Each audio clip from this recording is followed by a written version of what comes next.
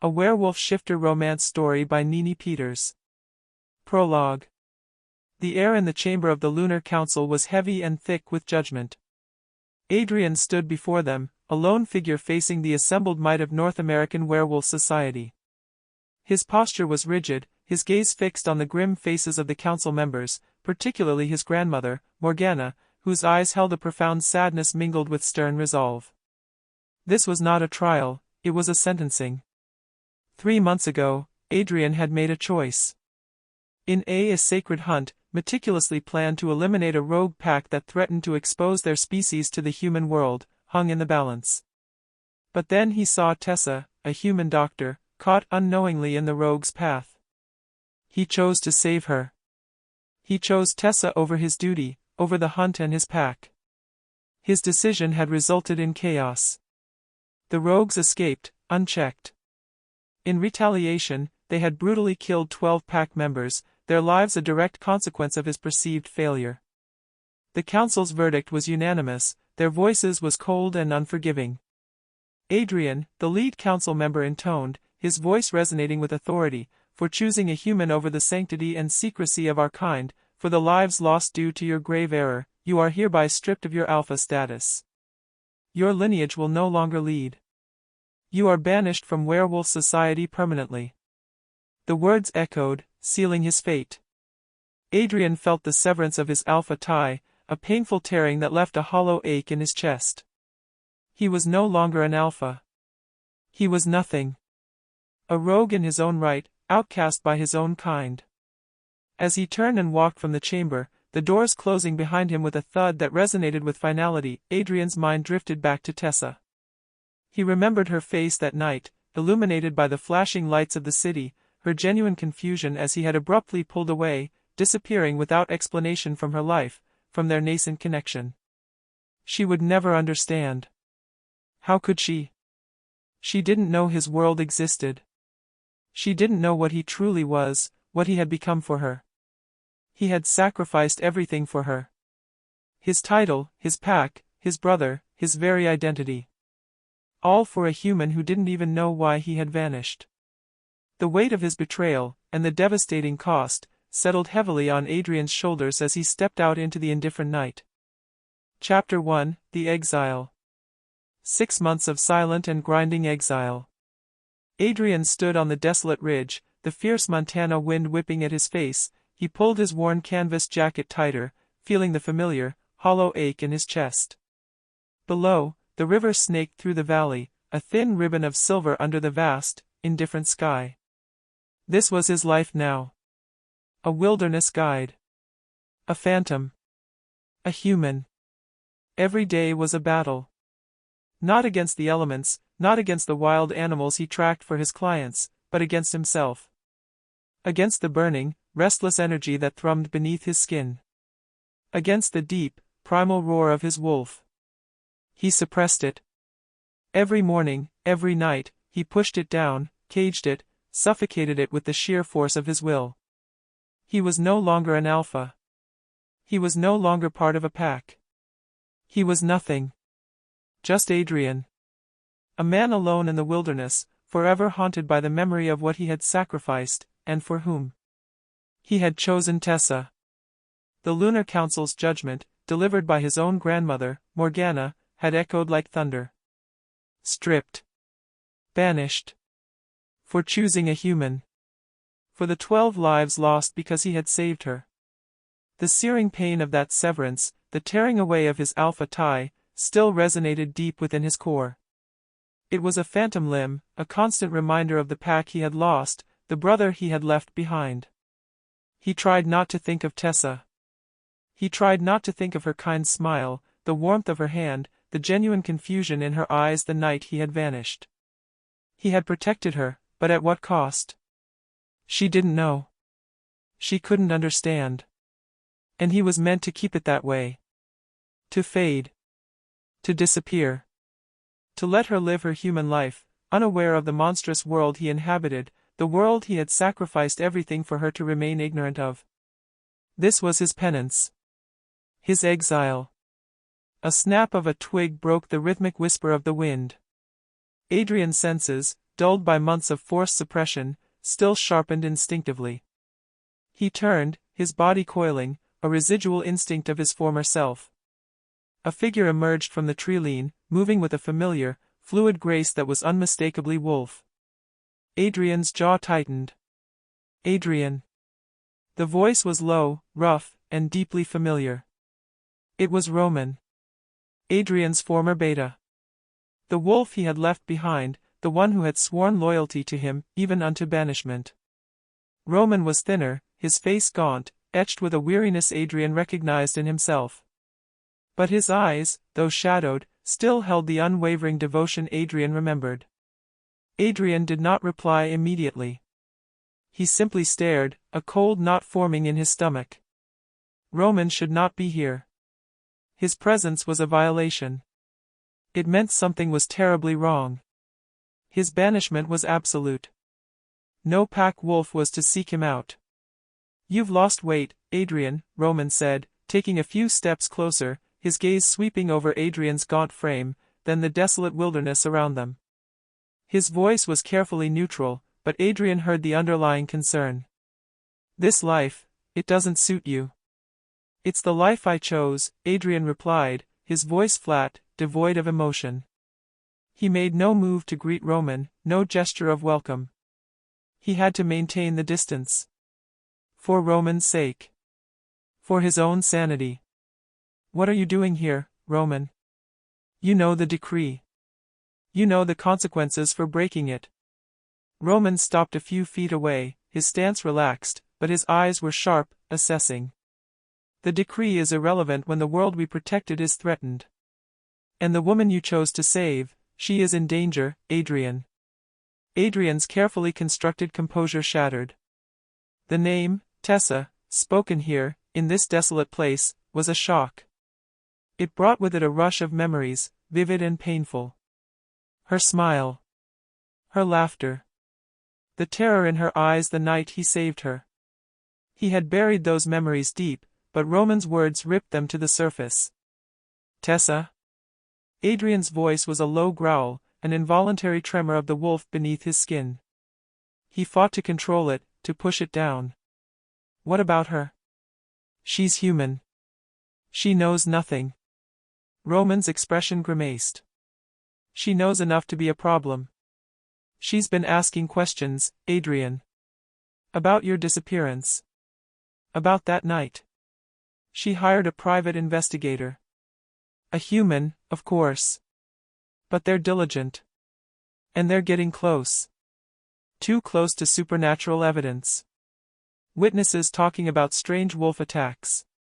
Patterns matching your last known locations." Adrian felt a cold dread seep into his bones. Tessa. Investigating. She was too curious, too determined.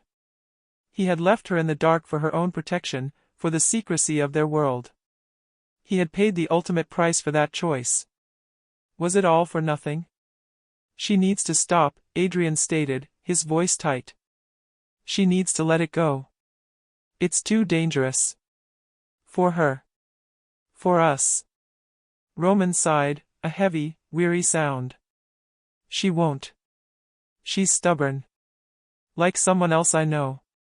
His gaze held Adrian's, a flicker of the old camaraderie, the deep understanding that had once existed between them. "Her investigation is getting too close to patterns only a wolf would understand. Unusual animal activity coinciding with the rogue pack's movements months ago. Unexplained disappearances. Things the human authorities would typically dismiss as folklore, but her PI is compiling compelling enough data to raise questions." Adrian ran a hand over his face, a raw frustration rising within him. "I banished myself to ensure her safety, Roman. To ensure our world's secrecy. If she exposes us, then we all fall," Roman finished, his voice bleak. "Noah understands this. He's been vigilant." The mention of Noah, Adrian's younger brother, sent a fresh wave of pain through him. Noah, who had stepped into his place as Alpha. Noah, who had once looked up to him, but now saw him only as a traitor. "What about Noah?" Adrian asked, his voice carefully neutral, though his muscles tensed. He anticipated a lecture about his brother's new responsibilities, his adherence to the laws Adrian had broken. Roman hesitated, his eyes darkening. He has issued a kill order for Tessa, Adrian. The word struck Adrian like a physical blow. He staggered back a step, disbelief warring with a sudden, roaring fury. What? His voice was low, dangerous. The wolf within him, long suppressed, stirred, its anger a molten fire in his veins. He wouldn't. Noah wouldn't. Not Tessa. He has, Roman confirmed, his voice firm, leaving no room for doubt. To protect pack secrecy. To protect the species. He believes she is an unacceptable risk.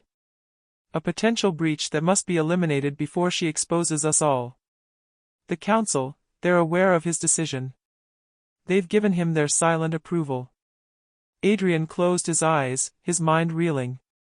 Tessa. A kill order. His own brother. The weight of his banishment, the pain of his sacrifice, suddenly felt insignificant compared to this chilling reality. He had saved her once, only for her to walk into a new, unseen danger, sanctioned by his own blood. How long?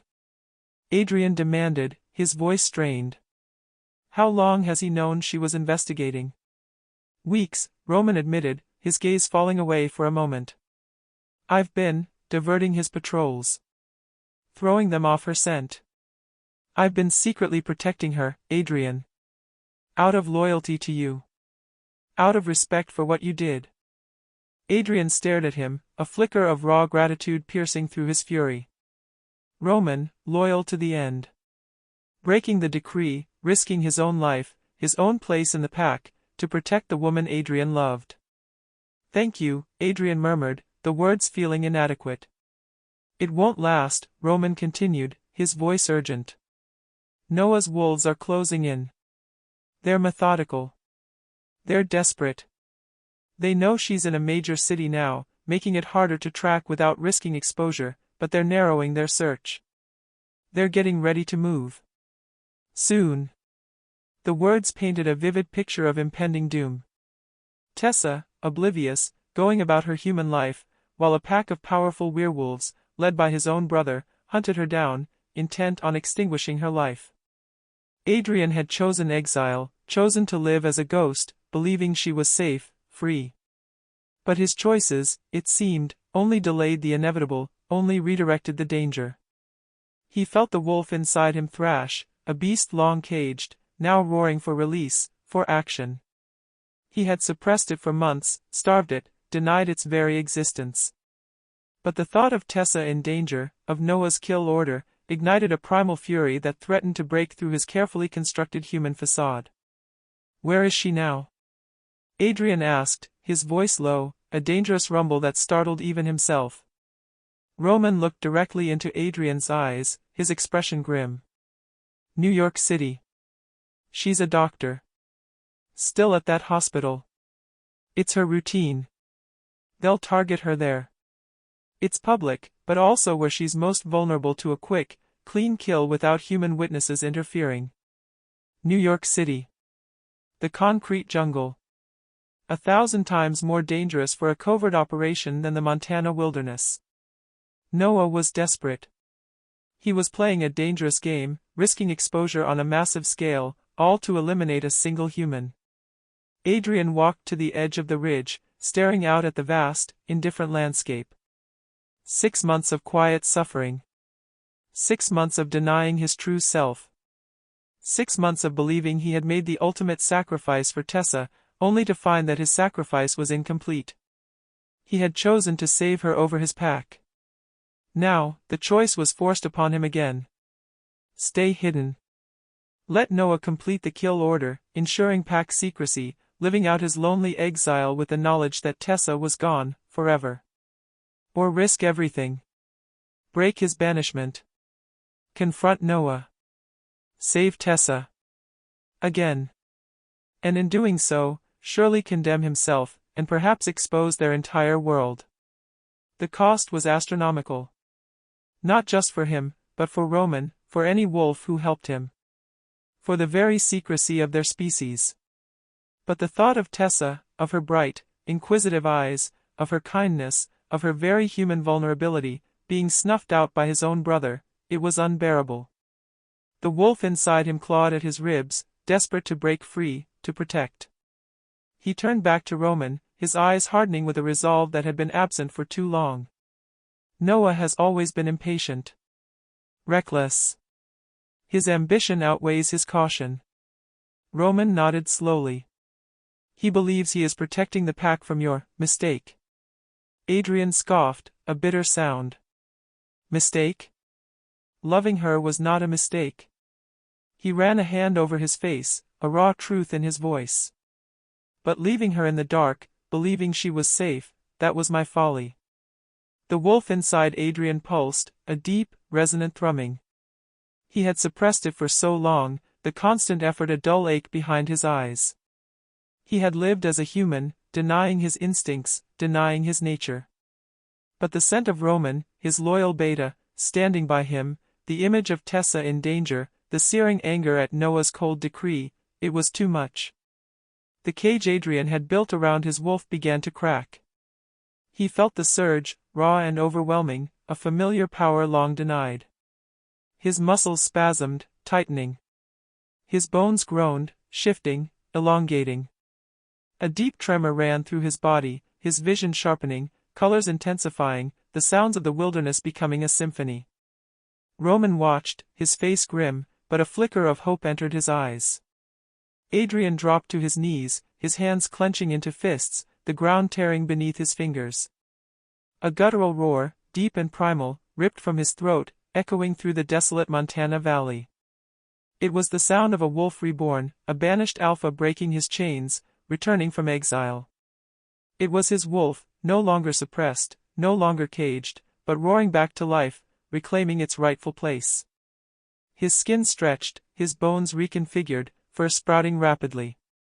He rose, no longer human, but a massive, powerful wolf, his eyes blazing with a fierce, untamed light, focused on one purpose, Tessa.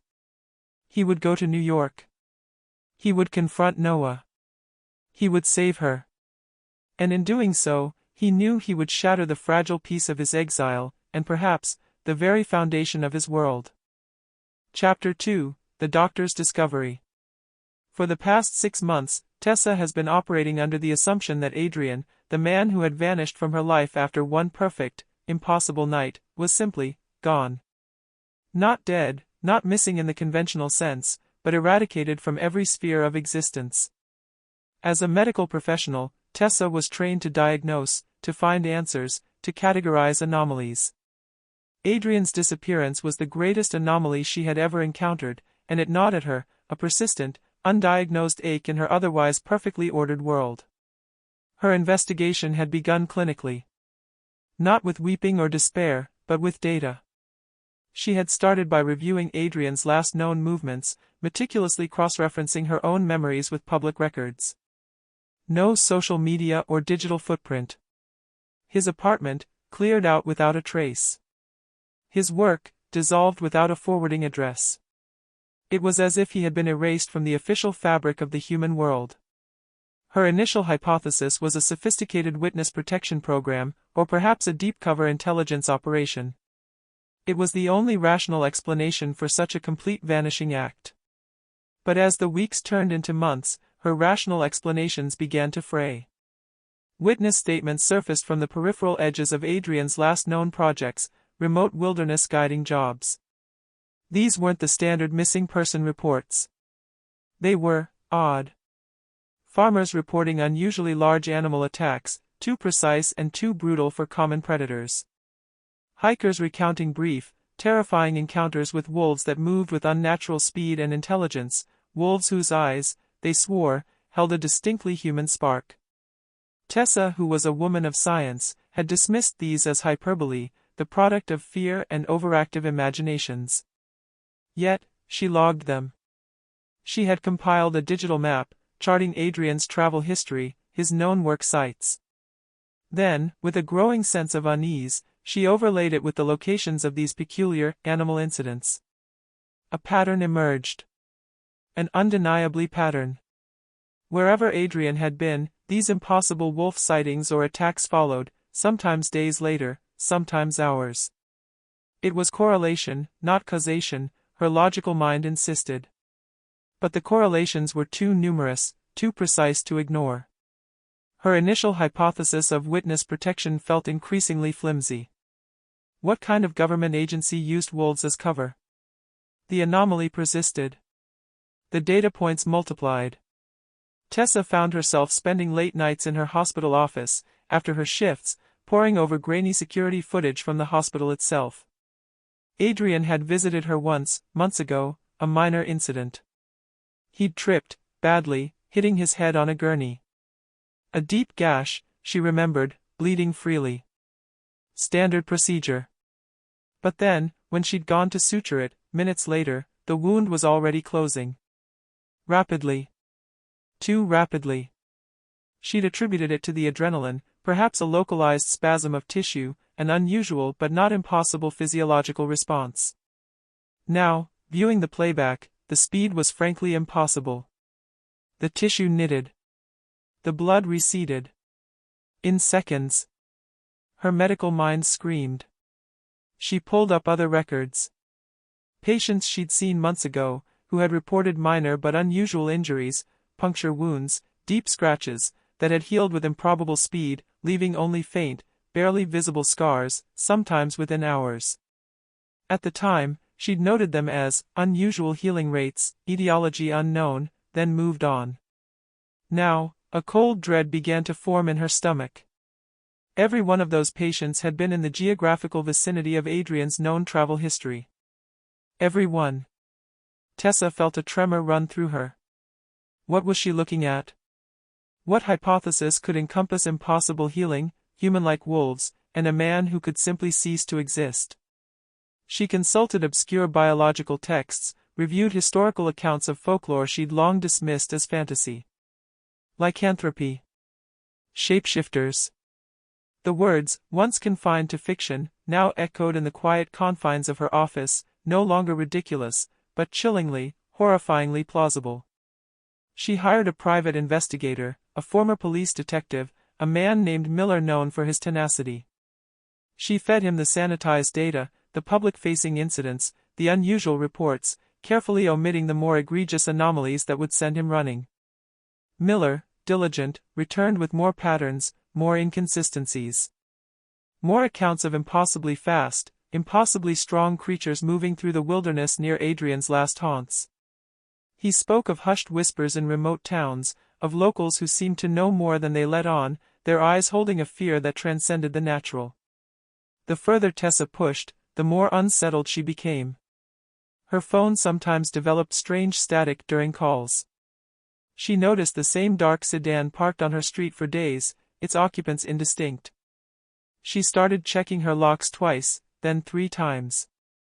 Her rational mind, her scientific training, warred with an escalating, primal fear. What if the anomaly wasn't just Adrian?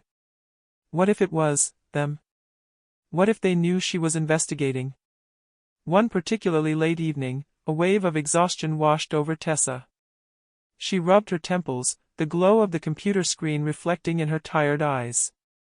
The mountain of evidence, circumstantial as it might be, pointed to only one conclusion. A conclusion that shattered every scientific principle she held dear. Adrian was not human. He was something else. Something, wolf. And if she had stumbled upon this truth, others, perhaps Adrian's kind, would know she had. She shut down her computer, the screen going black, reflecting her own pale, strained face. The hospital corridors were deserted, quiet save for the hum of distant machinery. It was past midnight. She gathered her bag, her mind still racing, trying to process this impossible new reality. As she walked to the elevators, the silence of the hospital felt suddenly oppressive, watchful. She pressed the down button. The doors opened with a soft chime. The ride down to the parking garage felt unnervingly slow. Every floor passed, every moment stretched, as if the world was holding its breath. She stepped out into the cavernous concrete structure. The air was cool, stale, heavy with the faint smell of exhaust and concrete. Her footsteps echoed loudly in the vast space, sounding vulnerable, alone. Her car was parked on the lowest level, tucked away in a corner. She walked purposefully, her hand already in her bag, reaching for her keys. The overhead fluorescent lights hummed, casting long, distorted shadows. She heard a sound. A soft, almost imperceptible scrape. She stopped, her hand freezing on her car door. She listened. Nothing. Just the hum of the lights. Hello? Her voice was small, swallowed by the vastness of the garage. A deeper shadow detached itself from behind a concrete pillar. It was large. Far too large to be human. It moved with a fluid, silent grace that sent a jolt of pure terror through Tessa. It was low to the ground, a predatory crouch. Its eyes, catching the faint light, glinted with an unnatural intelligence. Tessa's breath hitched. Her medical training, her scientific mind, screamed animal. But her primal instinct, the one that had been quietly asserting itself over the last 6 months, screamed something else. Wolf. Not just any wolf. A wolf with purpose. With thought. Another shadow emerged, then a third, flanking the first. They were massive, far larger than any canine she had ever seen. Their forms were indistinct in the gloom, but their predatory intent was clear. Their movements were coordinated, silent, closing in. They moved like hunters. Intelligent hunters. Her mind flashed back to the witness statements, eyes like a human, unnaturally fast. This was it. This was what she had been chasing. The impossible truth. They weren't just animals. And they were here for her. One of the wolves, the largest, let out a low, guttural growl. It wasn't a common animal sound. It was laced with an almost human menace, a cold warning. Tessa's hand trembled, fumbling with her car keys. She needed to get inside. Now. She tried to rationalize. Security? They'd heard the growl, surely. But the garage remained silent, eerily so. The wolves moved closer, their massive forms becoming clearer in the dim light. Their fur was dark, almost black, their eyes gleaming like embers. They weren't random. They weren't lost. They were here for her. They had found her. Tessa finally located her car remote. Her thumb fumbled for the unlock button. The click of the locks, loud in the silence, felt like a gunshot. She pulled the handle. It didn't open fast enough. The lead wolf lunged. It was impossibly fast, a blur of dark fur and raw power. Tessa screamed, a high, piercing sound that tore from her throat. She threw herself sideways, trying to put the car between herself and the charging beast. The wolf slammed into the car door she had just opened, its impact rocking the vehicle. Its claws scraped loudly across the metal, a terrifying shriek. Tessa scrambled, her mind screaming for survival. She could hear the heavy breathing of the wolves, feel the heat radiating from their massive bodies. She was trapped, cornered. The wolves moved again, circling, cutting off her escape. Their eyes, she realized, were not just intelligent. They were cold. Deliberate. They knew what they were doing. They were going to kill her. A third wolf, the smallest, but still impossibly large, detached from the others and lunged, aiming for her throat. Tessa saw it coming, a dark, fanged maw rushing towards her. She threw up her arms in a futile attempt to protect herself. Her mind screamed Adrian's name. A desperate, impossible plea. Then, a blur. A thunderous impact. A guttural roar that ripped through the stale air of the garage, raw and wild, yet filled with a terrifying familiarity. It wasn't the same sound as the other wolves. This one vibrated with a different kind of power, a deeper fury. A massive, gray form, impossibly fast, launched itself into the smallest wolf, slamming into it mid-air. The impact sent a sickening crack echoing through the garage. Tessa, stunned, stumbled back, her eyes wide with disbelief. This wasn't just a wolf. This was larger, stronger. And the way it moved, the way it fought, it was Adrian. Her mind, her scientific training, shattered into a million pieces. The grey wolf that landed with devastating force, engaging the dark wolves with a brutal efficiency, began to shift. Mid-leap, as it slammed into another of her attackers, its form twisted, elongated. Fur receded, muscles bulged, skin stretched, bones reconfigured. It happened in the span of a single, agonizing breath. Before her eyes, in the harsh, flickering fluorescent light of the parking garage, the enormous grey wolf transformed. It was Adrian. The man she loved. Naked. Powerful. His body, rippling with raw, untamed strength, was now clearly human. But his eyes, blazing with a fierce, protective fury, were still the eyes of the wolf. He was a werewolf. He was real. And he was fighting to protect her against his own kind.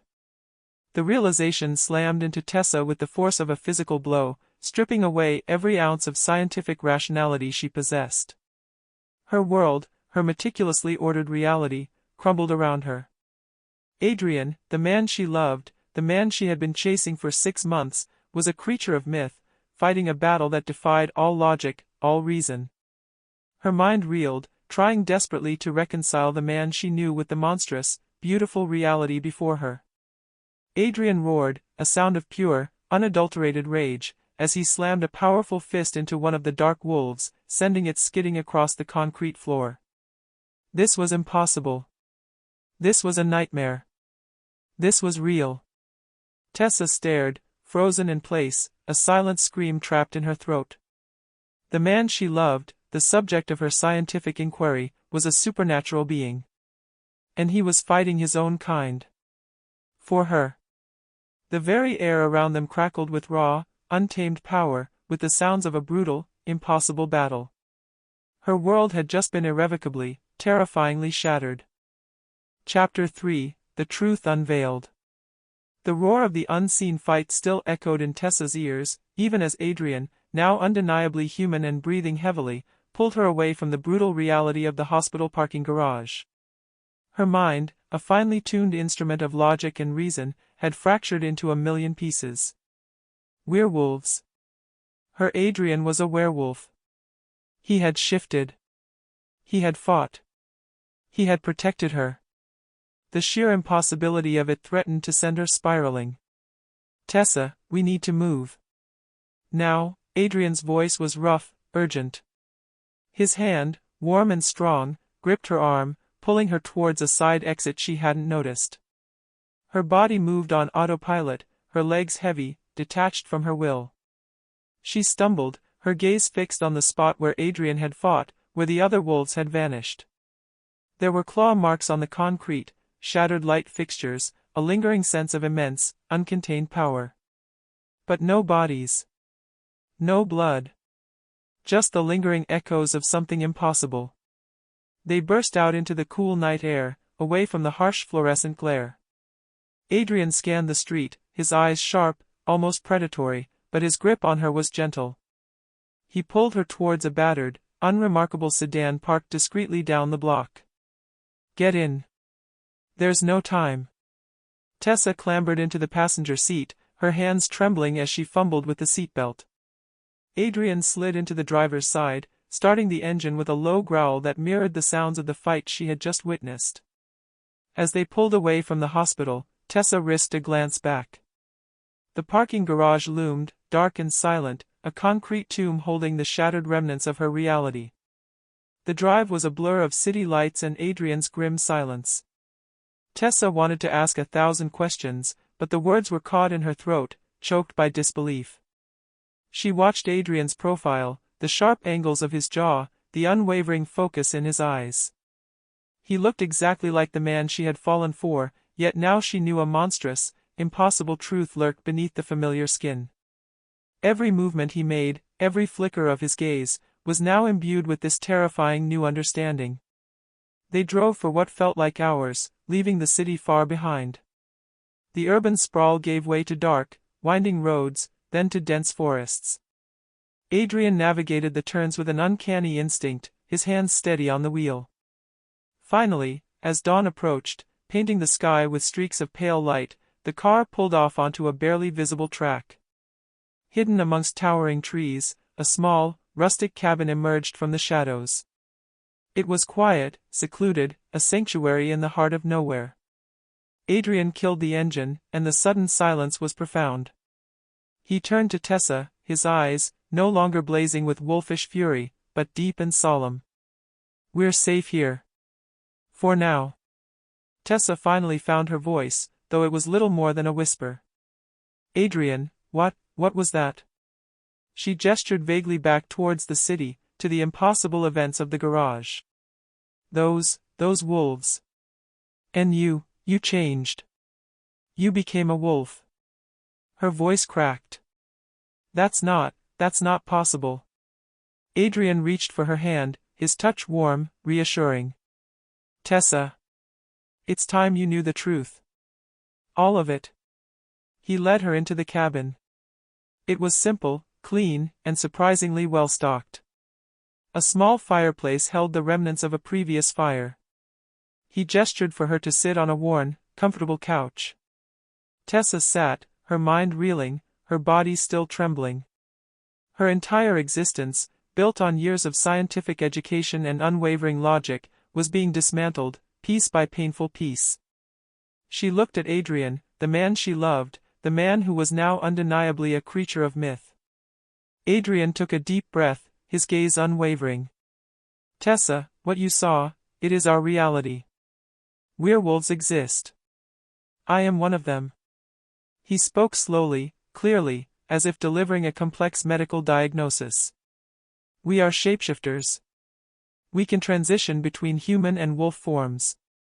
Our strength, our senses, our healing, it's all far beyond human capabilities." Tessa stared at him, her lips parting, but no sound emerged. She wanted to argue, to deny it, to find the rational explanation. But she had seen it. With her own eyes. The data. The patterns.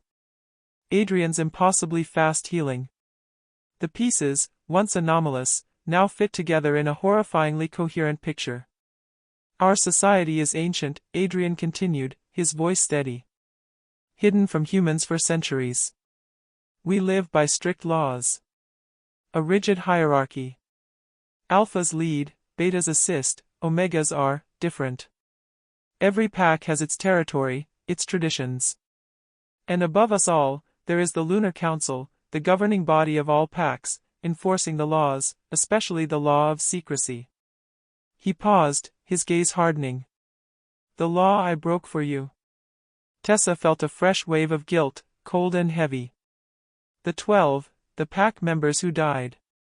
You saved me instead of completing a hunt. That's why you were banished, isn't it?" Her voice was barely audible. The prologue's mystery, the painful blank in his past, was beginning to fill in. Adrian nodded, his eyes clouded with distant pain. 3 months ago. A rogue pack threatened to expose us. I was leading the hunt. It was critical. But you were in their path. Unknowingly. I couldn't let them touch you." His voice grew raw. "I chose you. Over my duty. Over the lives of my pack members.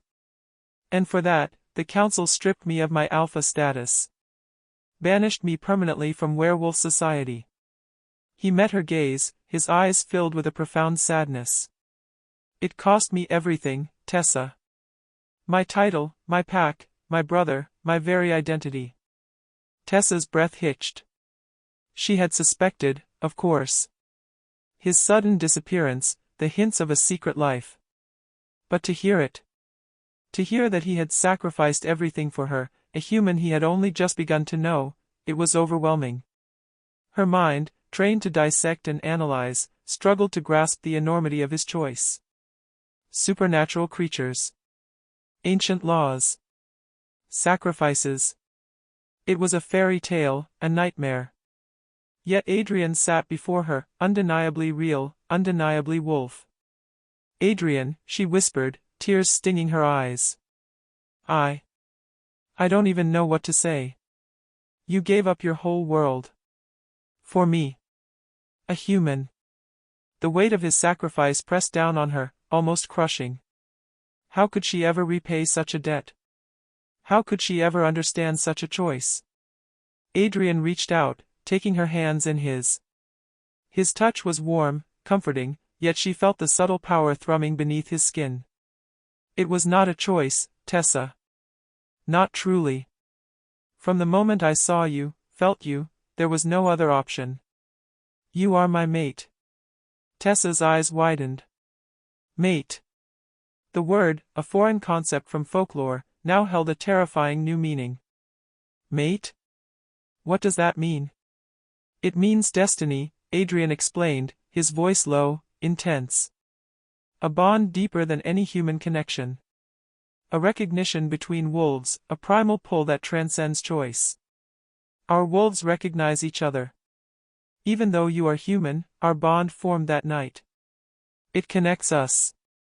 It compels me to protect you above all else. He paused, his gaze searching hers. Even above my own kind. Tessa pulled her hands away, her mind reeling. This was too much.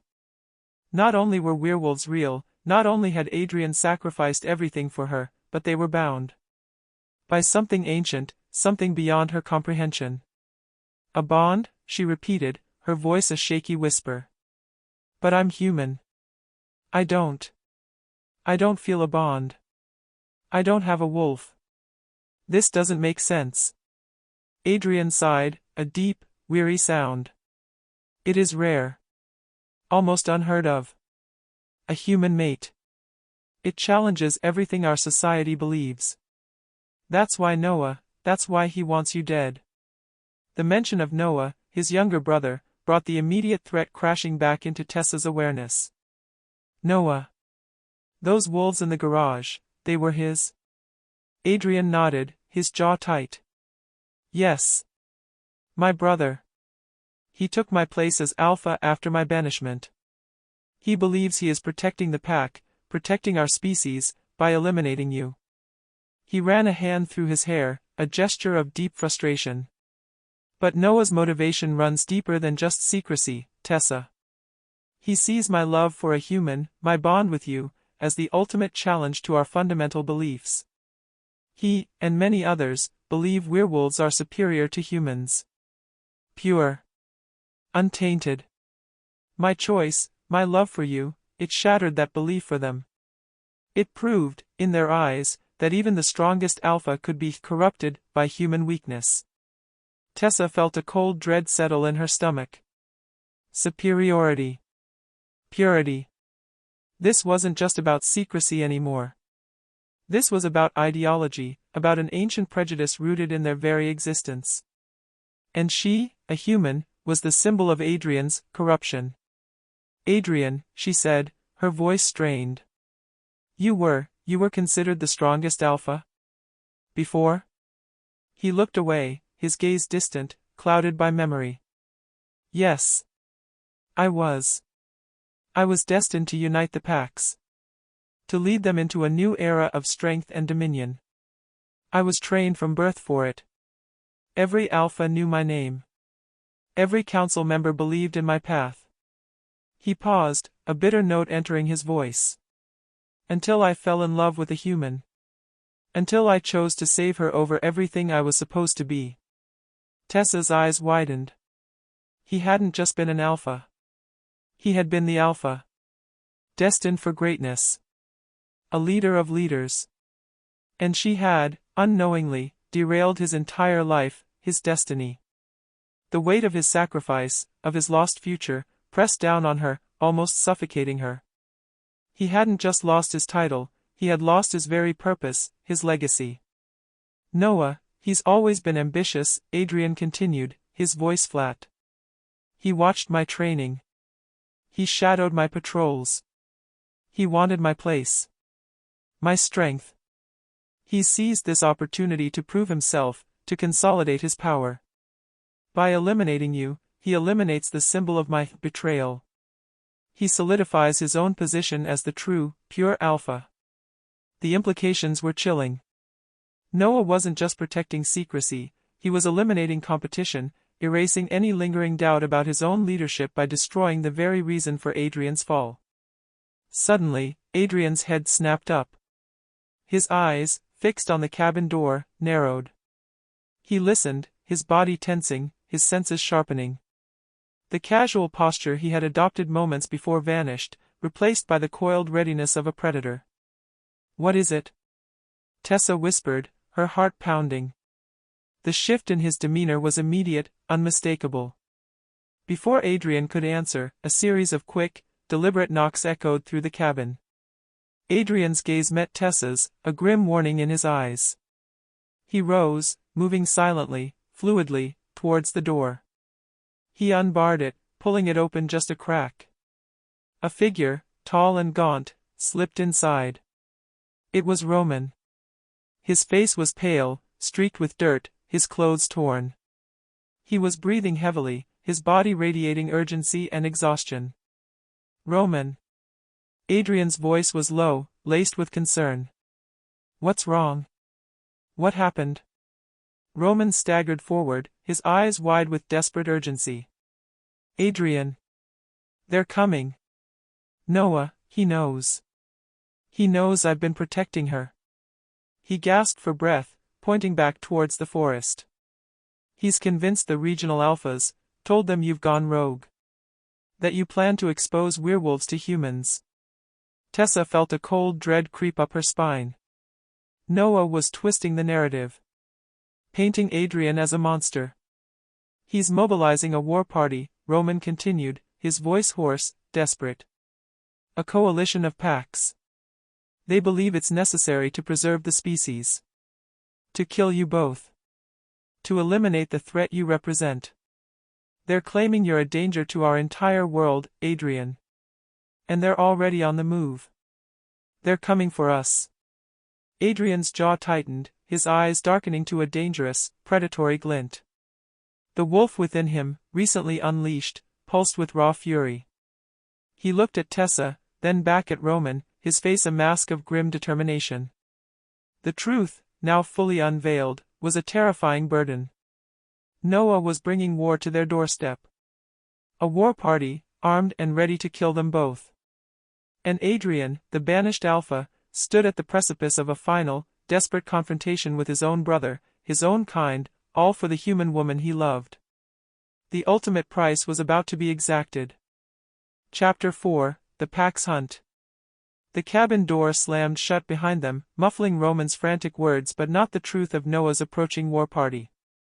Adrian's hand, now transformed into a massive, clawed paw, gripped Tessa's arm. Her mind was a whirlwind of impossible images from the garage, the shattering explanation in the cabin, and now, the undeniable urgency in Adrian's wolf-blazing eyes. Noah was coming for them. To kill them both. "We need to move." Now, Adrian's voice, a low growl, was laced with urgency that resonated deep within Tessa. He didn't wait for her response. Her feet, still unsteady from the previous revelations, instinctively followed his powerful strides. Roman, his face pale with exhaustion and fear, was already scrambling to pack essentials. Adrian burst out of the cabin, no longer human. He was a massive gray wolf, his fur rippling with untamed power. He paused for a fraction of a second, scanning the tree-line, his body coiled, ready. "Roman, distract them," Adrian commanded, his voice a low, guttural rumble that Tessa somehow understood. "Lead them north. Buy us time." Roman, his loyalty unwavering, nodded grimly. "Go, Adrian. Protect her." He vanished into the undergrowth, moving with a desperate speed. Adrian turned to Tessa, his wolf eyes intense. He lowered his head, nudging her. Tessa hesitated for a heartbeat, then clambered onto his back, clutching his fur. It was rough, powerful, vibrating with immense strength. The impossible reality of her situation was now a physical sensation. The man she loved was a wolf, and her life depended on his animal instincts. Adrian launched himself into the wilderness. He moved like a shadow, impossibly fast, weaving through the dense trees with a fluid grace that left Tessa breathless. The forest became a blur of dark trunks and rushing green. She clung to his fur, the wind whipping past her face, cold and sharp. This was survival. Raw. Primal. She had traded her sterile hospital corridors for a desperate flight through the wild, mounted on a werewolf. Her mind struggled to keep up, but her body held on, driven by a primal need to live. The hunt began immediately. Noah was relentless. Adrian's knowledge of pack mentality was their only shield against superior numbers. He moved with a tactical brilliance that astonished Tessa. He didn't just run, he strategized. He used the terrain against their pursuers, leading them through dense thickets that slowed larger packs, across rocky outcrops that obscured their tracks, over treacherous streams that forced them to break formation. The howls began shortly after dawn, a distant, ominous chorus that sent shivers down Tessa's spine. They were organized. Coordinated. Noah led a coalition of packs, their combined voices a terrifying declaration of intent. They were hunting Adrian, the traitor Alpha, and the human who symbolized his betrayal. Adrian would pause at strategic points, his ears twitching, his body tense, listening to the sounds of the approaching hunt. He would analyze the wind, the direction of the howls, the subtle shifts in the forest's rhythm. Then, with a low rumble, he would shift direction, leading Tessa deeper into the labyrinthine wilderness. Their splitting, Adrian's voice, a low growl of words Tessa somehow understood, would convey. Trying to flank us. He'd veer sharply, taking them up a steep incline, forcing their pursuers to slow. One afternoon, as they rested briefly in a hidden hollow, the sounds of the hunt drew dangerously close. Tessa could hear the heavy thud of paws, the sharp crack of branches breaking under immense weight. Fear, cold and paralyzing, gripped her. Adrian's wolf form was pressed close to her, his head low, his eyes fixed on the treeline. "They're right there," Tessa whispered, her voice trembling. "How do we?" Adrian nudged her, then shifted, his powerful body transforming with a visible ripple of muscle and fur. He was human again, but his senses remained acute. He grabbed her hand. "My instincts tell me to divert. Create a false trail." He glanced at a distant, rocky ridge. "They'll assume we're heading for high ground. We go low." They moved quickly, Adrian dragging a large fallen branch behind them for a short distance to obscure their tracks, then doubling back and plunging into a narrow, overgrown gully. His tactical brilliance was mesmerizing to Tessa. He was thinking like a military strategist, anticipating every move, exploiting every weakness of his pursuers. He wasn't just a powerful beast, he was a brilliant mind. Skirmishes were brief, brutal flashes of violence. Noah's advance patrols were relentless, smaller groups of wolves detaching from the main hunt, trying to corner them. Adrian would often shift mid-charge, engaging them in his human form, using his strength and speed with devastating precision. Tessa would witness him fight off 3 or 4 wolves at once, his body a blur of muscle and raw power. He would take blows, deep claw marks appearing on his skin, but his healing was instantaneous, impossible. The wounds would close, the blood would recede, almost before her eyes. During one such skirmish, Adrian took a deep gash to his arm. He dispatched his attacker with a brutal blow, then slumped against a tree, breathing heavily. Tessa scrambled to his side, her medical instincts overriding her fear. "Let me see," she commanded, her hands already reaching for the wound. The flesh was torn, deep. But even as she watched, the edges were drawing together. Adrian grimaced. "It's fine, Tessa. It will close." He looked at her, his eyes intense. "But you sensed them before I did, didn't you? Just moments before they attacked." Tessa paused, her hands still hovering over his wound. She had. A prickling sensation on her skin, a vague unease, a cold wave that had washed over her. "Yes," she admitted, her voice low. "A feeling. Like something was off. Before you reacted." Adrian's eyes narrowed, a flicker of something she couldn't quite decipher in their depths. That's impossible. Only a wolf could sense a pack's approach that acutely. And you're human. He looked at her, his gaze searching. And before, when Noah's wolves were trying to compel you in the garage, I felt their influence, trying to twist your mind. But you resisted it. Your thoughts remained clear, even in terror.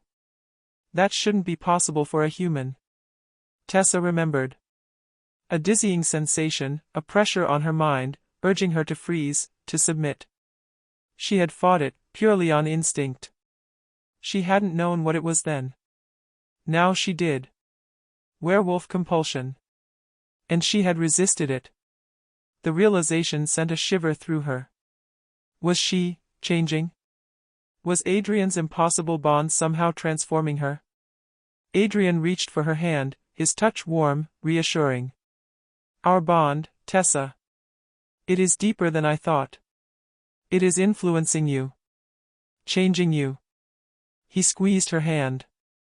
I can feel your emotions. Your fear, your determination, your concern for me. His voice was a low murmur, filled with a raw intensity that resonated deep within her. It shouldn't be possible for me to sense a human's emotions through the mate bond, but I can feel yours as clearly as my own.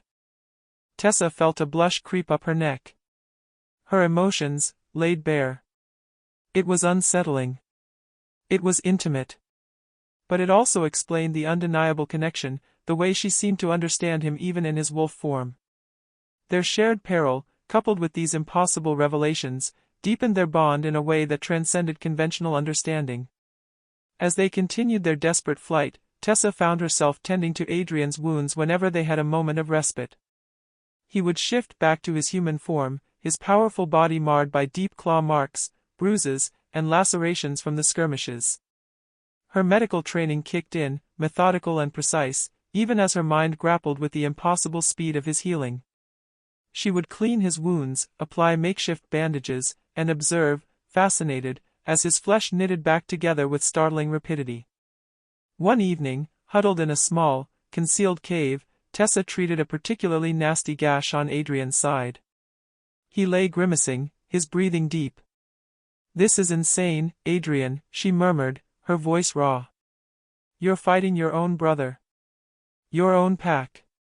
For me. A human. Adrian's gaze met hers, his eyes burning with a fierce, unwavering light. There was no other choice, Tessa. There was, she countered, her voice softer. You could have stayed hidden. Lived out your exile. Let Noah do what he thought was necessary for secrecy. For the pack. She remembered the pain in his eyes when he spoke of his banishment, his lost destiny. Why didn't you? He reached out, his hand gently cupping her cheek.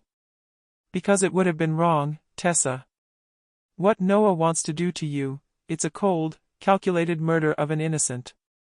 It goes against every code of justice, every instinct of a true alpha. My betrayal of the pack, as they call it, wasn't just about love. It was about choosing what was right over what was traditional. Choosing compassion over ruthless adherence to outdated laws. Choosing you over a world that would have sacrificed you without a second thought. His voice was low, intense, filled with a raw conviction. I will not stand by and let innocent blood be spilled. Not when I can prevent it. And especially not when that innocent blood is yours. Tessa stared at him, a profound realization dawning within her.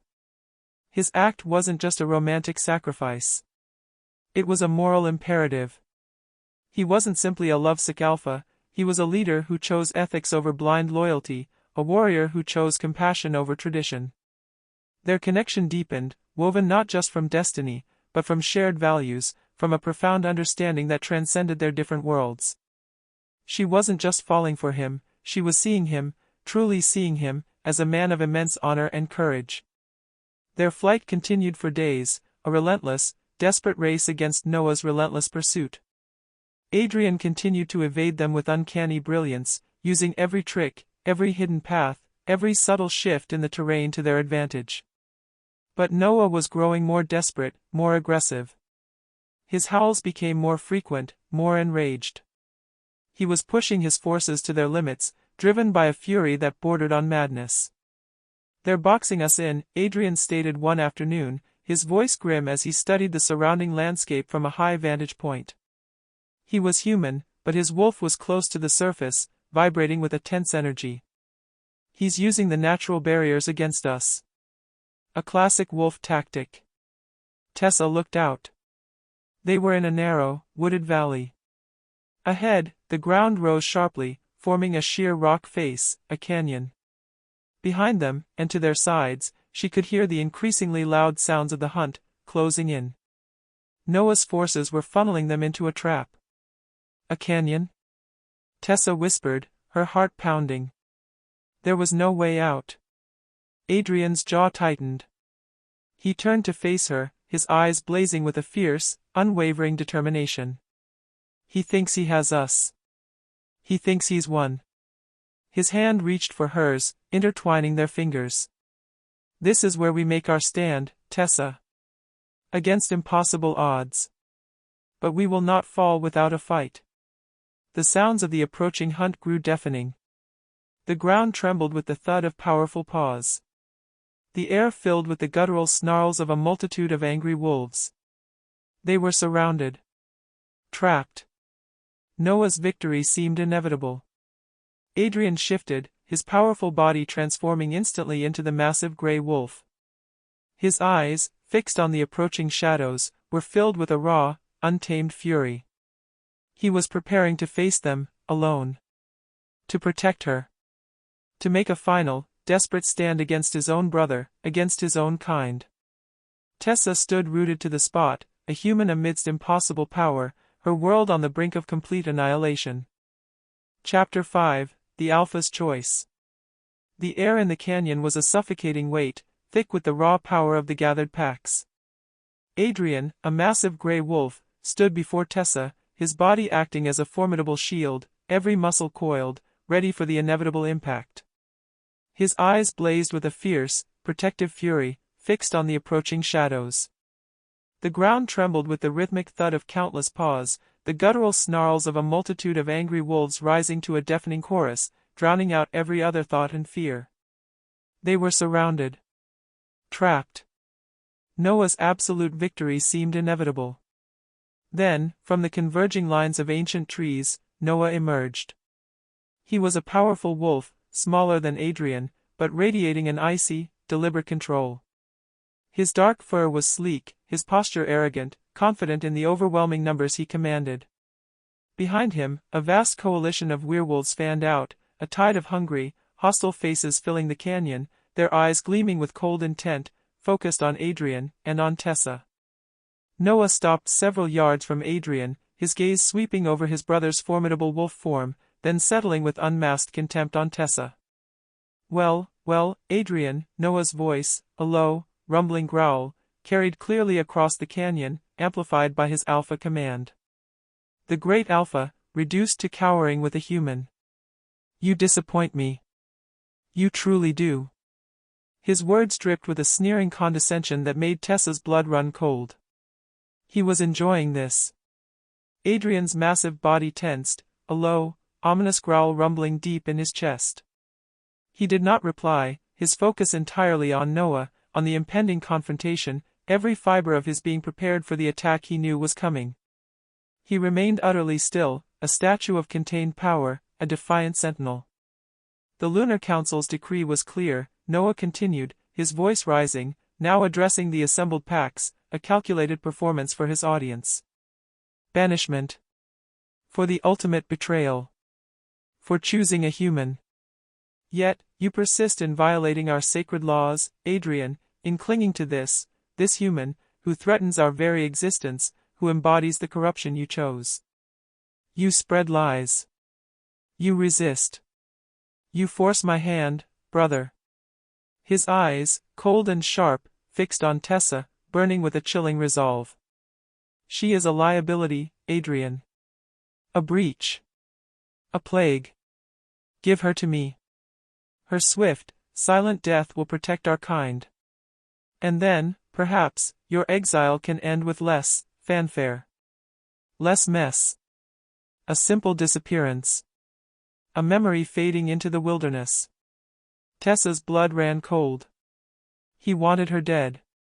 He was not just stating it, he was justifying it, making a public declaration, trying to rally his coalition, to solidify their belief in his righteous cause. She was not a liability. She was not a breach.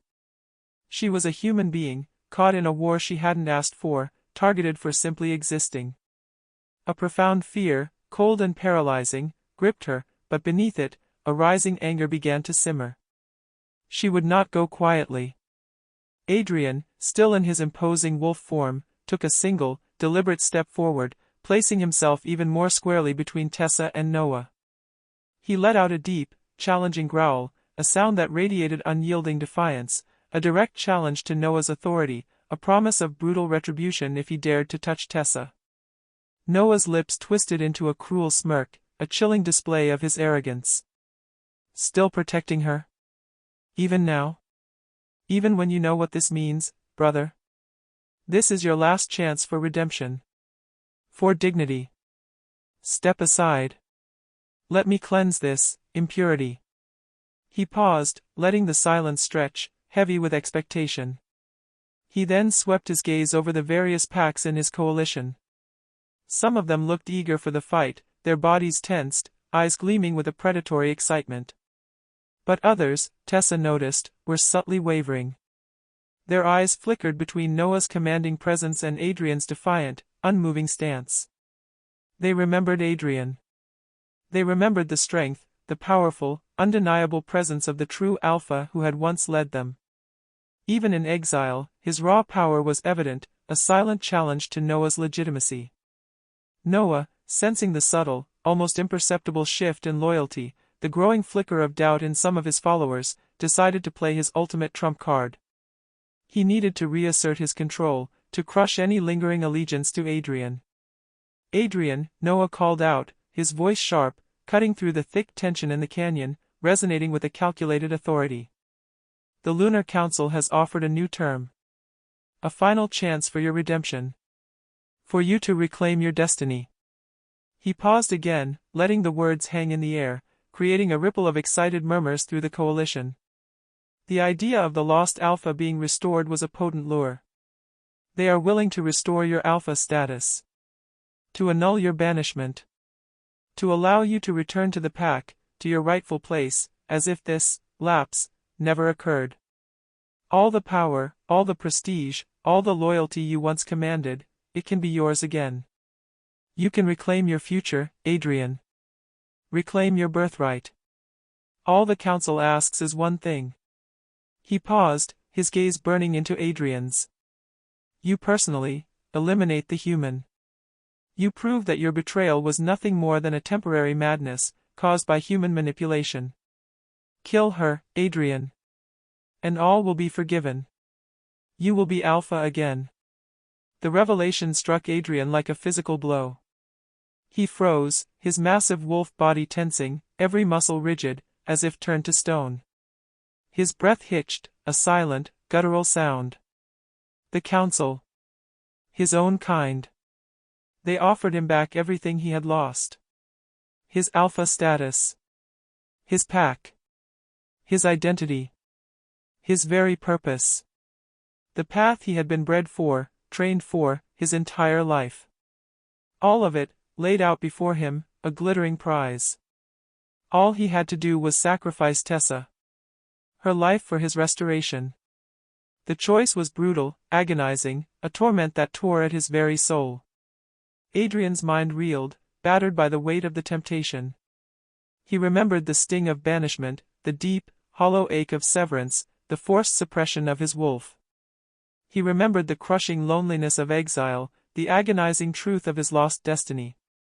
The council's offer was a siren song, promising to heal wounds he thought were permanent. To be Alpha again. To lead. To fulfill the purpose he had been born for. It was everything he had lost, everything he secretly craved, even in his love for Tessa. He saw himself, once more, at the head of his pack, his brother at his side, fulfilling the prophecy of unity. His wolf, usually so in tune with his purpose, now writhed in an internal battle, torn between the primal drive to protect his mate and the ancient, ingrained longing for its rightful place. Duty versus love. Pack versus mate. His past versus his future. The agony of the choice was profound. Tessa watched Adrian, her heart pounding, a frantic drum against her ribs. His rigid posture, the subtle tremor that ran through his immense wolf body, the way his breath caught, it all spoke volumes. She understood the immense temptation. His destiny. His life's purpose. All offered back to him. All he had to do was sacrifice her. Her fear, sharp and cold, was almost overshadowed by a growing understanding of the immense, impossible burden placed upon him. As Adrian remained motionless, wrestling with the impossible choice, Tessa's medical mind, a finely tuned instrument of observation and diagnosis, began to assert itself. Her terror, though still present, receded to a background hum, replaced by a clinical detachment. She studied Noah. His pupils, Tessa noted, were slightly dilated, almost imperceptibly so, even in the dim light of the canyon. His movements, while powerful, were subtly jerky, almost agitated, lacking the fluid, precise grace she had seen in Adrian, in Roman, in other true alphas.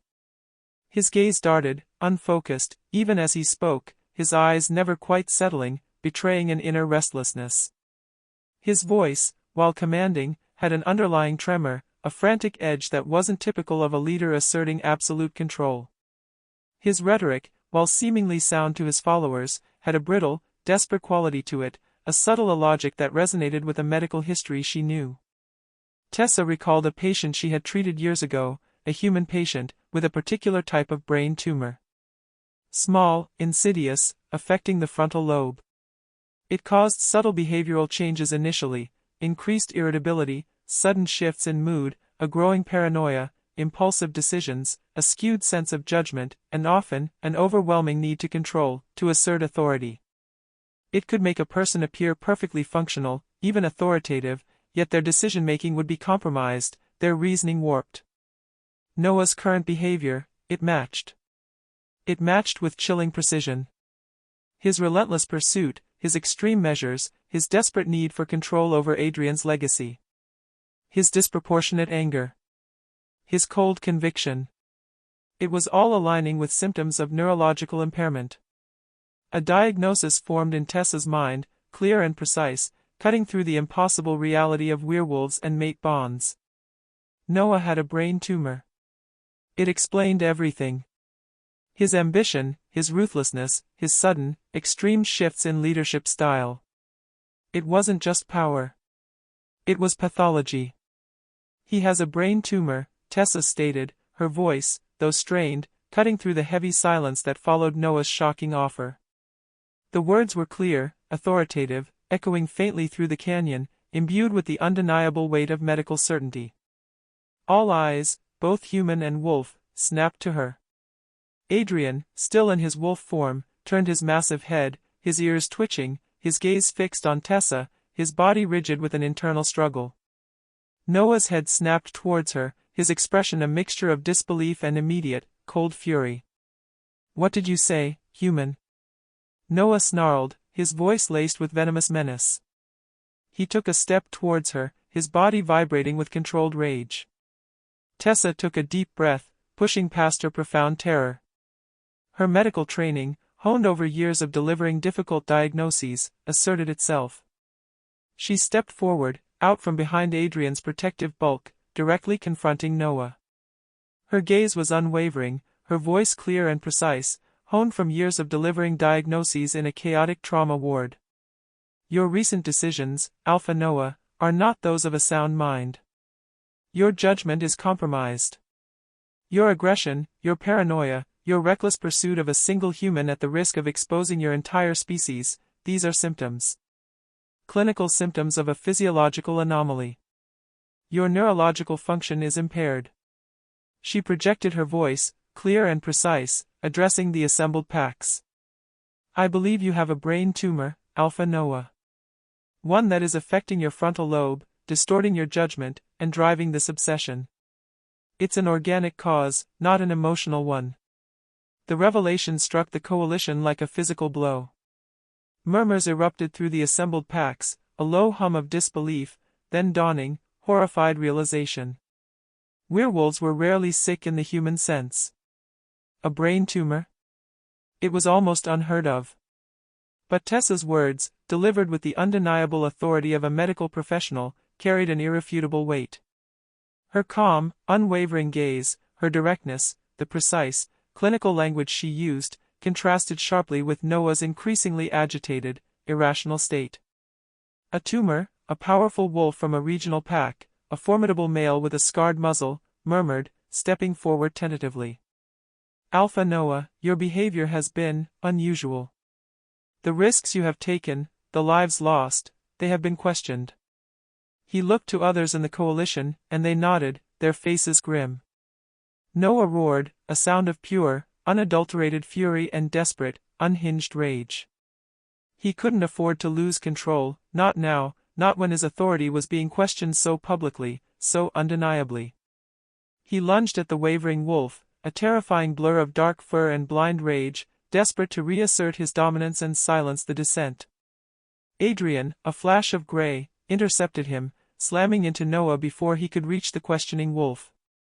The two brothers, former alpha and successor, locked in a brutal, desperate struggle, their roars echoing through the canyon, shaking the very earth.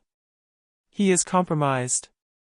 Tessa shouted again, her voice cutting through the din, addressing the packs directly, her gaze sweeping over their faces, reinforcing her diagnosis. His judgment is failing. His leadership is a danger to us all. His pack needs help. He cannot lead you while his mind is consumed by illness. Noah's rage intensified, his eyes blazing with a dangerous madness, reflecting a complete mental break. He fought Adrian with a terrifying ferocity, fueled by a distorted ambition and the encroaching darkness in his mind. He broke free from Adrian for a moment, his eyes locking onto Tessa with pure, unadulterated murderous intent. She was the cause. She was the one unraveling his carefully constructed world, exposing his fatal flaw to everyone he sought to command. He would silence her. Permanently. Noah lunged directly at Tessa, no longer caring about his brother, no longer caring about the pack. He was going to eliminate the threat, the human who had exposed his weakness, the insidious doctor who had dared to diagnose his failure. Adrian roared, a sound of profound anguish and fury. He was caught between Tessa and Noah, between his brother's desperate, fatal attack and his ultimate duty to protect his mate. The council's offer, the chance to reclaim his alpha status, his destiny, screamed in his mind. All he had to do was let Noah strike. Or, eliminate Noah himself, and claim it was a necessary act to stop a compromised leader, to reclaim his title through force. But Noah's fangs were bared, rushing towards Tessa, his distorted features contorted by a rage born of sickness and desperation. Adrian knew Noah's deteriorating mental state meant he was beyond reason. He would kill Tessa. Adrian had a split second. A choice that would define him, define his destiny, forever. Reclaim his place and betray his heart, or protect the human woman he loved, cementing his exile, and risking everything else. His decision, made in that impossible, frozen moment, would shatter the very foundations of their world. She was working on their leader, not as a victim, not as an enemy, but as a healer. The rigid belief system they held, the one that condemned Adrian and Tessa, began to fracture under the weight of this impossible reality. Adrian, still a wolf, felt a profound, complex surge of emotions. Relief, that Noah was alive, however tenuously. Guilt, that he had caused his brother such grievous harm. And an overwhelming sense of awe for Tessa, his mate, who, even after being attacked, even after witnessing the impossible, was acting as a doctor, saving the life of her assailant. Her compassion, her unwavering dedication to healing, was a powerful counterpoint to the brutality of their world. He lowered his head, a low growl of profound anguish and respect rumbling deep in his chest. Tessa was right. Noah's madness had been genuine. The tumor. His brother had been sick. And Adrian, in saving Tessa, had delivered a blow that, while grievous, had revealed the truth. Just then, a voice, deep and resonant, cut through the shock. "Hold your positions. Everyone." It was Roman. He stepped forward, his face grim, his eyes sweeping over the devastated scene, taking in Noah's prone form, Adrian's powerful presence, and Tessa's frantic medical intervention. He stood beside Adrian, his loyalty unwavering, even in the face of this ultimate transgression. The Alpha has fallen. But the pack is not leaderless. Roman's gaze, sharp and commanding, swept over the multitude of wolves. He saw the doubt, the chaos, the need for direction. This was the moment. His moment. He let out a deep, powerful howl that resonated with ancient authority, a sound of claim. It was not a challenge, but a declaration. Roman turned, addressing the gathered coalition with a clear, powerful voice. "I am Roman. Adrian's former beta. By ancient law, if an alpha falls and has no immediate successor of sound mind, his beta may claim leadership." He looked directly at the leader of the regional pack that had supported Noah, a formidable male with a scarred muzzle. "Do you challenge this claim? Do you dispute the truth of the human's diagnosis? Do you deny what you have seen?" The scarred wolf hesitated, looking from Noah's still form, to Tessa, the human doctor frantically working, then to Adrian's formidable, defiant presence. The chaos, the revelations, the impossibility of it all. He shook his head slowly, a deep weariness in his eyes. "No challenge, Roman." The Alpha's mind was not his own. His actions were compromised. "The human, she speaks truth." Other wolves from that pack nodded, their assent clear. "Then my first decree as Alpha," Roman declared, his voice ringing with newfound authority, strong and unwavering, "is to pardon Adrian. His actions were justified.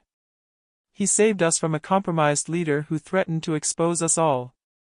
He acted not as a rogue, but as a true Alpha, protecting the innocent, even at immense personal cost."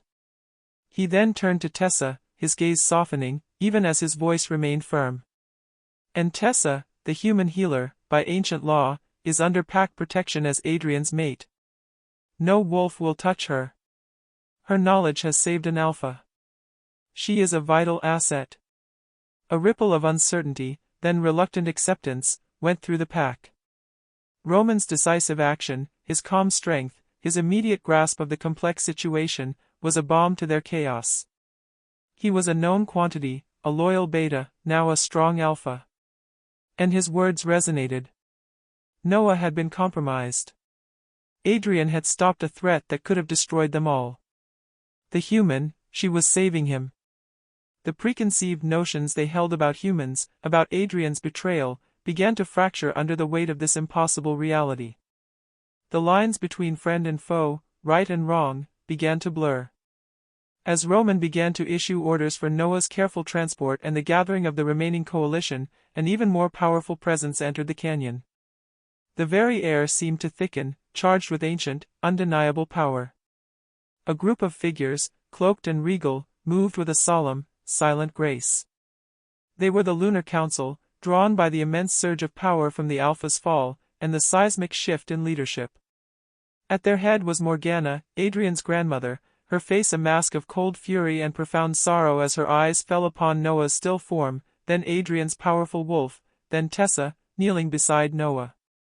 Adrian, Morgana's voice, though low, vibrated with an authority that silenced the entire canyon. Every wolf, every council member, every human, froze. She walked directly to Adrian, her gaze piercing. "You have killed your brother. You have defied the council's decree. You have cemented your banishment. Your crime is absolute." Her gaze then swept to Tessa, her expression unreadable, yet tinged with a complex mix of suspicion and dawning recognition. "And you, human, have seen too much. You have interfered in our ways. You have tampered with our blood." Tessa, still kneeling beside Noah, her hands working frantically to stabilize his neck, looked up at Morgana. "He has a brain tumor," she stated, her voice desperate, clear, and unyielding. "It affected his judgment. His decisions were not his own. He attacked us because he was compromised. His brain was swelling. I can save him. I can save your Alpha. She pointed to the faint lump on Noah's temple, a sign she had identified in the frantic moments of diagnosis. He needs surgery. I can perform it. I can save your Alpha. Morgana's eyes, ancient and wise, fixed on Tessa's face, then on Noah's still form. She knelt, her fingers brushing the spot Tessa indicated.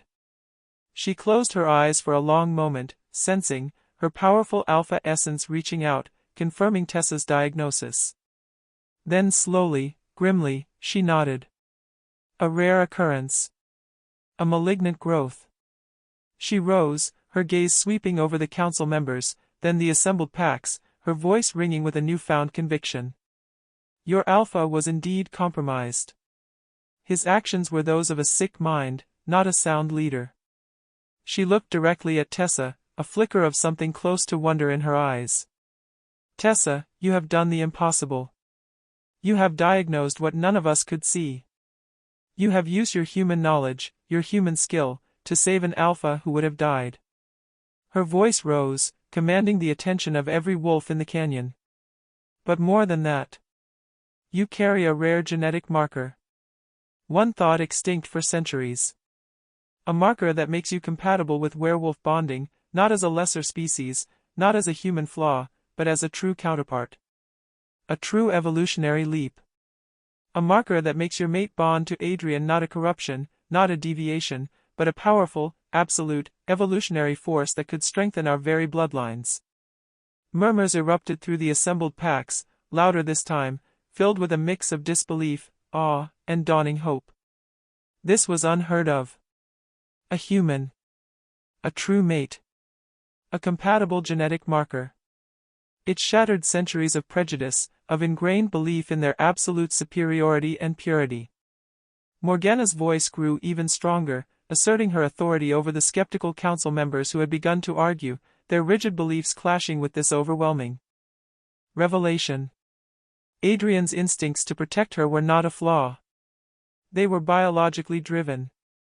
A desperate, ancient bond recognizing its destiny.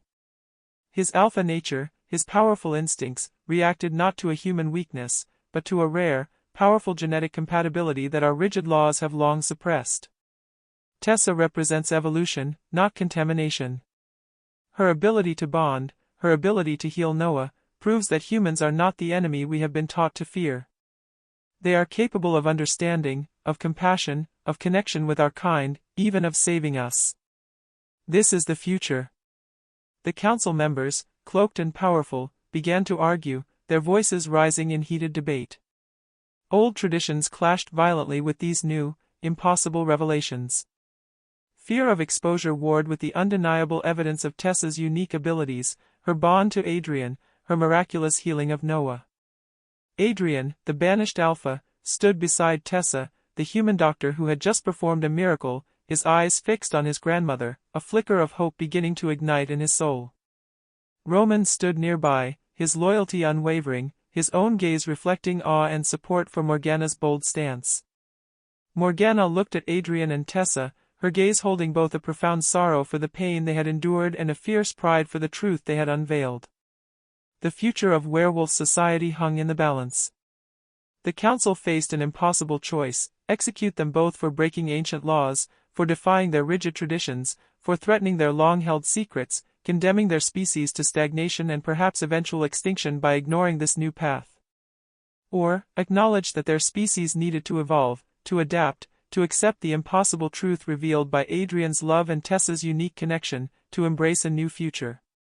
The canyon, once a battleground, was now a crucible.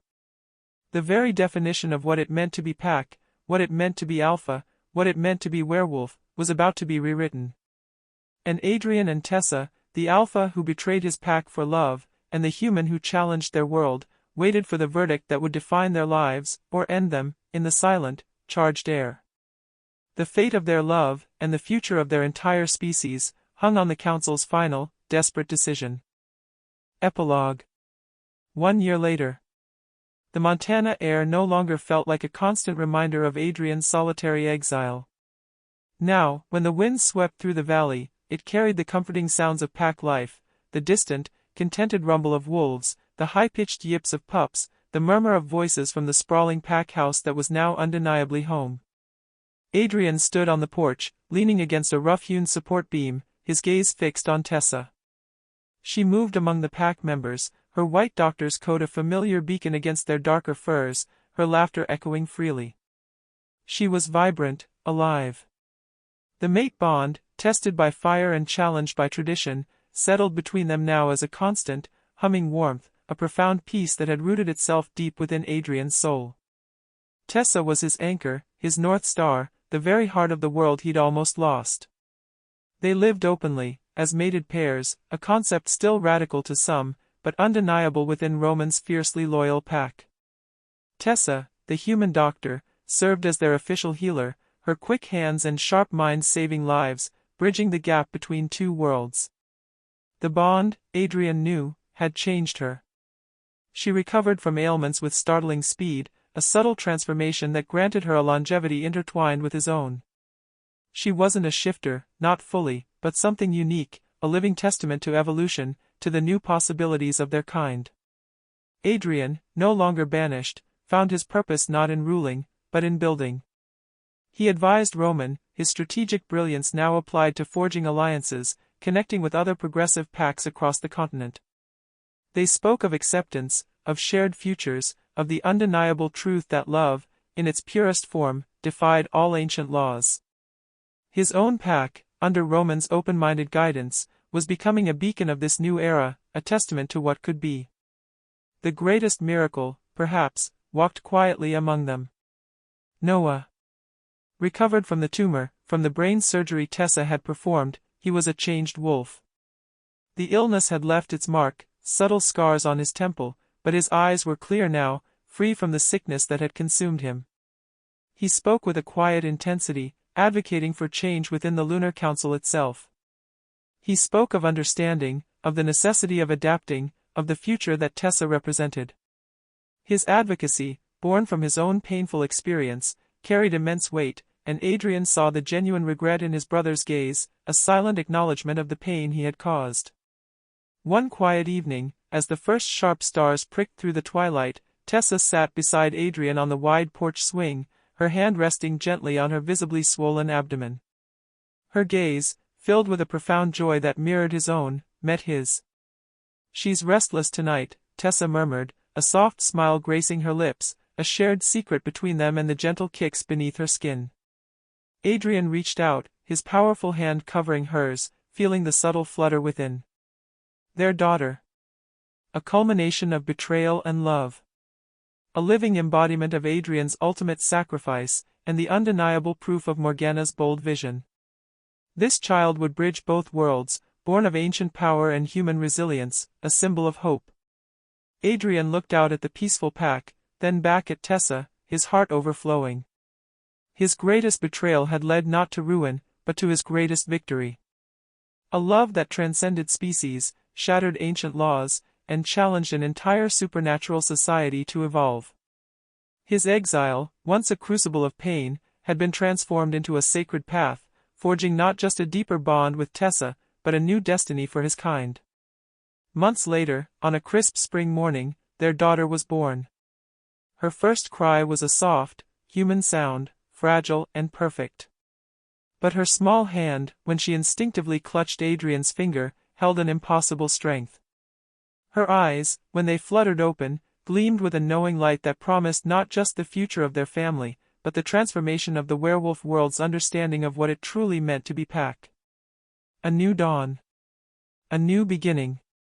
The end. Let us know your thoughts in the comment. And give us a like. Hit the subscribe button if you haven't, and as always, follow for more interesting stories. See you again. Bye.